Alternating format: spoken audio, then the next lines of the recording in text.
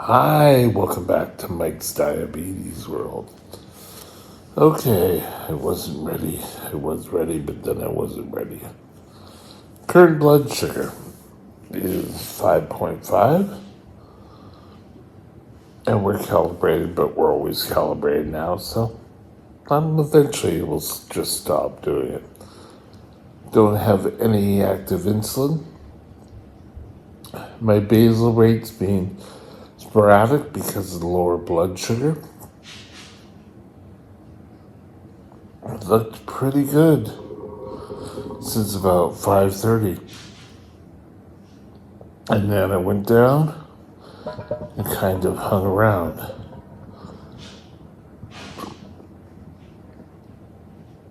Now, let's continue on. Well, it's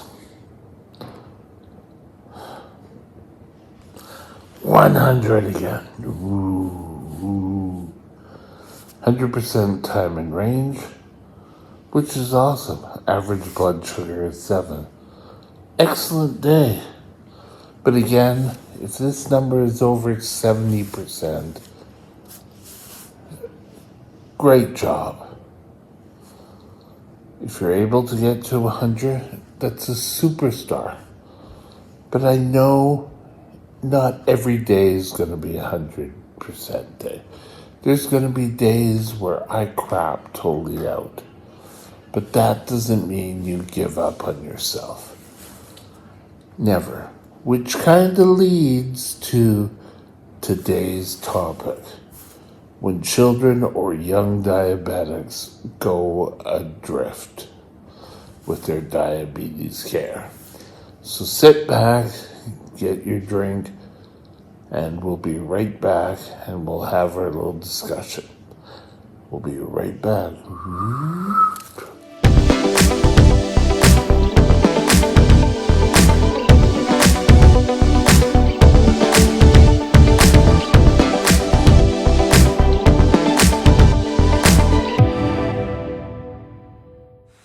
This channel is provided for informational purposes only. Contact your physician for any diagnostic or treatment plan. Children or people under 18 who go adrift, people are, they just don't care. They're going to lose a leg.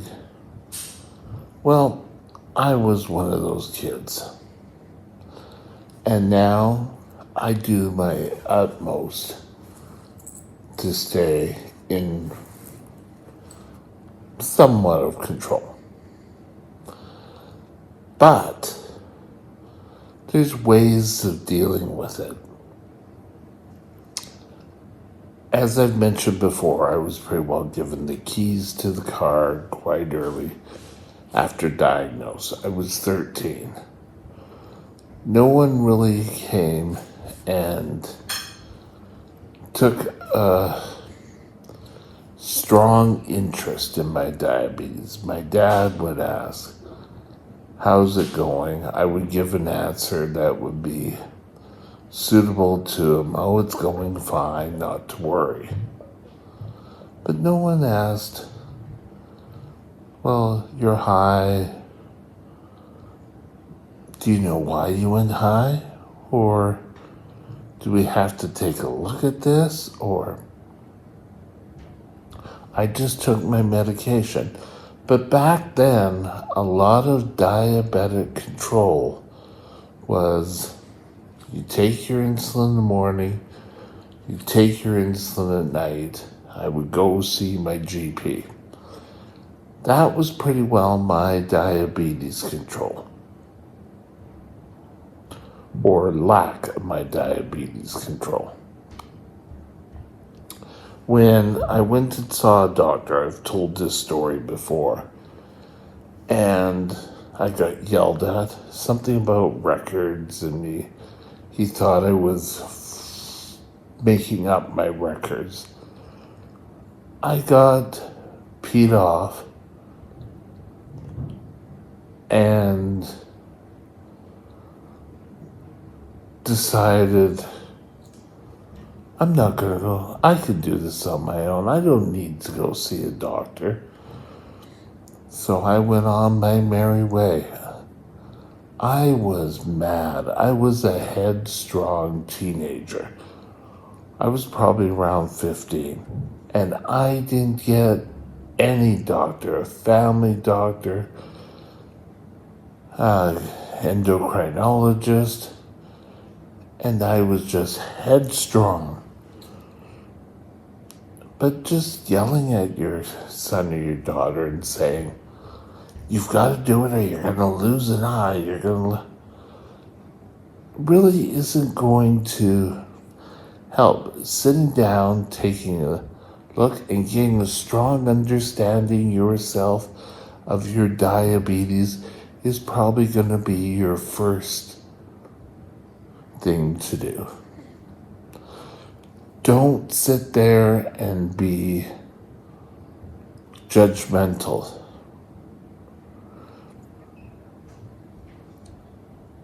It's easier when your son or your daughter get diabetes at a young age, and then it slowly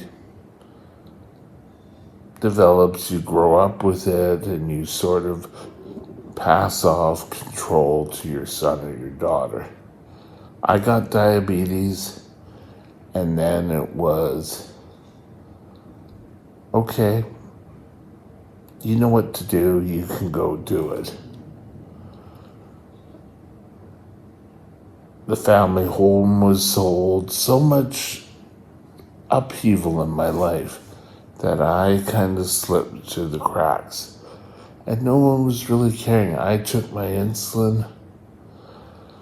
I can remember one time getting really sick. And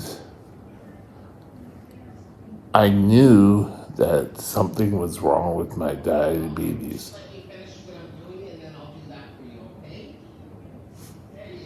But instead of saying to my parents, oh, my blood sugar's out of whack, I just said, oh, I'm not feeling well. And I took, you're gonna cringe. I took, in the total of an evening, 100 units of insulin, when I really should have gone and got medical help.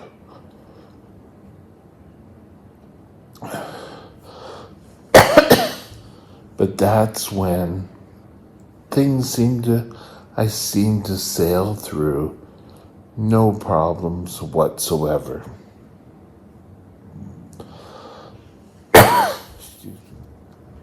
But just assuming your son or your daughter should know what's going on, and I really didn't have supervision when it came to my blood sugar. Looking back at it now, hindsight is 20/20. As an adult, I kind of would have really liked the support. But as a teenager, I probably wasn't going to listen, because it was always the authoritarian. If it was sat down more like on a teaching principle, then maybe. I think nowadays we kind of overlook things.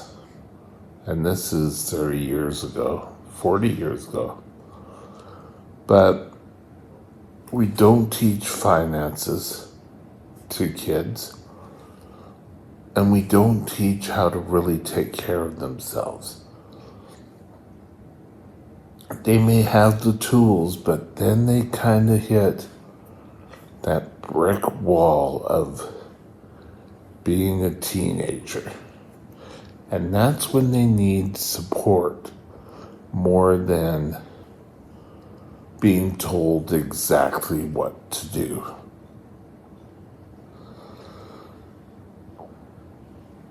Going over their blood sugars together. Now, if you find your son or your daughter's peaking all the time, ask, what do you think we should do about it? Instead of coming out and telling them. You're giving them the keys of controlling their own diabetes in their teenage years.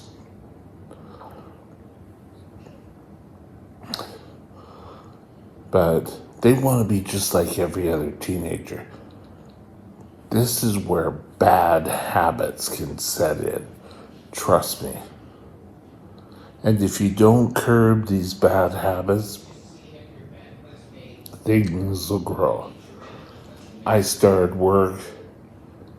I really didn't take control of myself. I had got the worst job for a diabetic, and that was working in a convenience store. It was like, well, really, it was Candyland, because it was Candyland. But it was easy to grab something off the shelf for lunch.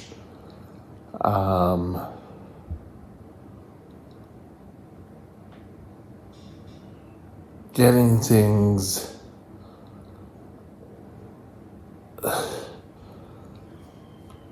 in control was not a strong part. I get sick. I end up in the hospital. I get out and I say, oh yes, I'm going to do everything well. And then life got involved again, and I got sick again. And when I say getting sick, not necessarily meaning the flu or pneumonia. I mean getting sick because I'm not taking care of myself. Every sort of teenager, whether you have the best son or daughter, will start to play around with their diabetes. Whether they're eating too much and covering it with insulin, whether they are using their diabetes to get out of things. That, I think, can be pretty common. So, be supportive. That's really all I have to say in this video.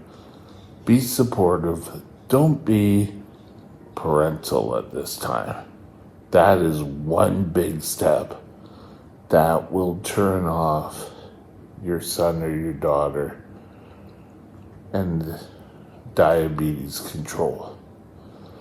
You need to sit down with them. Let's go over your numbers. What do you think you should have done when you have a high or when you're having a low? Why are you having those? It may mean if you have a son or daughter who got diabetes in their early teenage years, that you really need to have a strong understanding yourself. It's important. And we'll be right back with tomorrow's topics.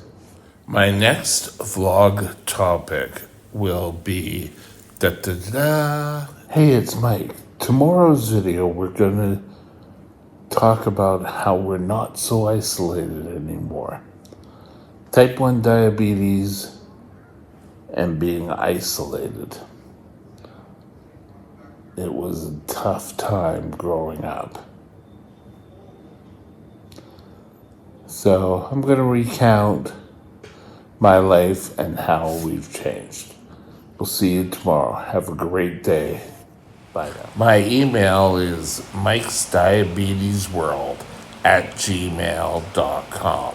mikesdiabetesworld@gmail.com.